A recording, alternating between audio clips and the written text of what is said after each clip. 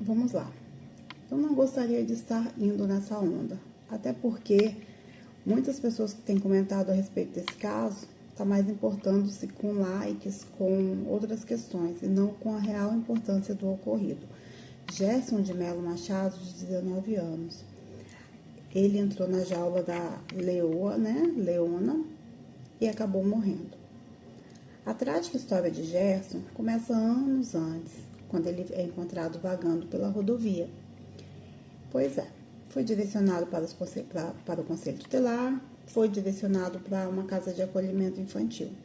Observou-se, nessas notícias, que a família também não tinha condições de ficar com ele.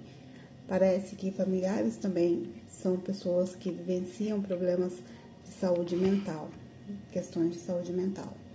Mas o que eu quero dizer, não é sobre o acontecimento, com esse menino somente. Ouvir uma nota também na internet falando que teria sido suicídio. Será que foi suicídio? Será que foram as vozes que levou ele ali? Suicídio eu acredito que não. Talvez um sonho em ser domador, mas isso é o que menos importa. Hoje ele não está mais aqui, não houve tentativa nenhuma real de ajuda. Quando da libertação do sistema prisional, o próprio agente disse que ao levá-lo para casa, a avó disse que não tinha como ficar com ele, ou seja, o que aconteceu a partir dali? Para ele, em falas torpes e inocentes, roubar era tudo bem. Não notou-se a percepção crítica que todos nós temos, independente de 19 ou 40 anos. Pessoas em seu estado de saúde mental adequado sempre vão entender que o roubo e o furto é uma coisa que é contra a regra, que não é natural. As falas de Gerson naturalizavam isso.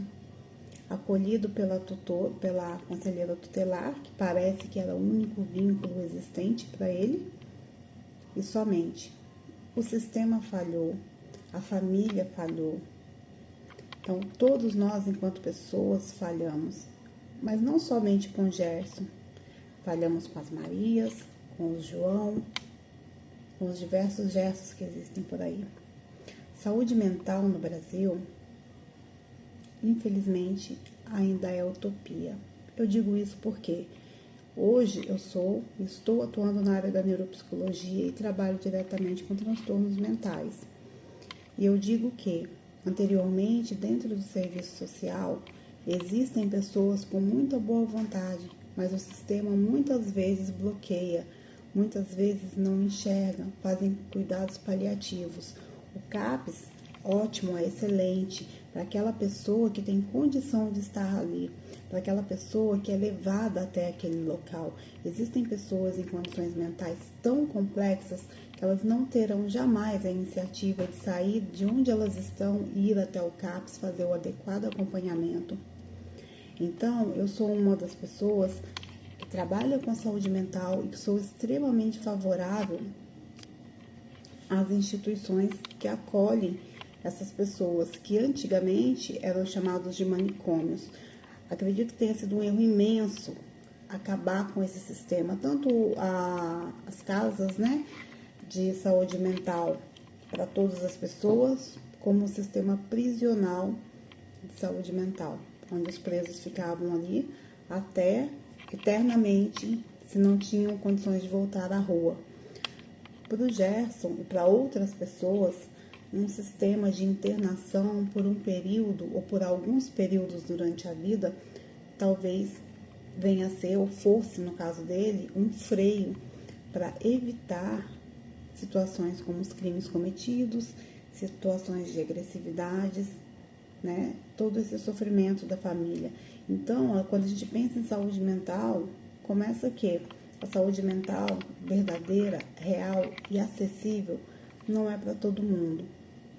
É para quem tem um bom convênio, é para quem consegue pagar, e é isso. Então, falar de Gerson, todo mundo ficar se compadecendo, não vai mudar em nada. Não mudou até agora. Você está sendo pessimista. Não é sobre ser pessimista, é sobre pôr os pés no chão, é sobre entender que enquanto cidadão, se eu não fizer a minha parte, nada vai mudar. Porque os órgãos públicos, o sistema público não se importa com isso. Ele se importa, sim, em fazer cuidados paliativos. CAPS é um cuidado paliativo. Ajuda muitas pessoas mesmo, desde pessoas que têm questões, né, de dependência psicoativa, a questões de esquizofrenia, a questões de transtornos depressivos. Sim, mas é paliativo, porque tem que dar continuidade. E não se dá continuidade. Tem que ir atrás daquela pessoa, daquele usuário, daquele paciente. Porque ele sozinho, ele não vai. E as pessoas que estão de uma forma muito linear, de uma forma muito profunda, vivenciando questões de saúde mental, elas não vão chegar até o CAPS sozinhas. Elas precisam de alguém, elas precisam de família.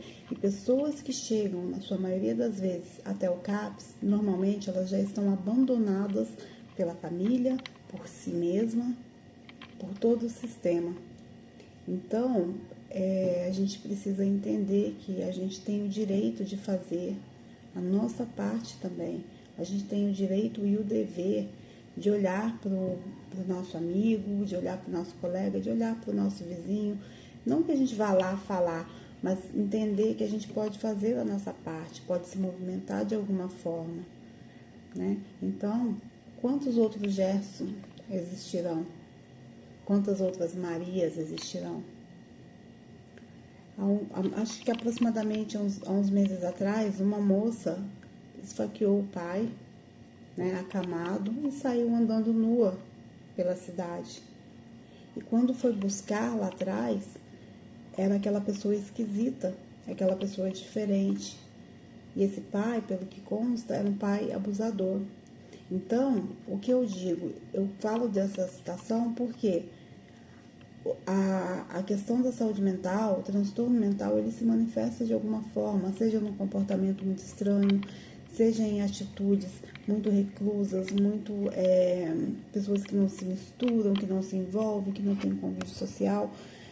Claro, gente, as coisas tudo tem exceção, tá? Nem tudo nem é 8 e nem é 80, é um mear ali que a gente precisa entender.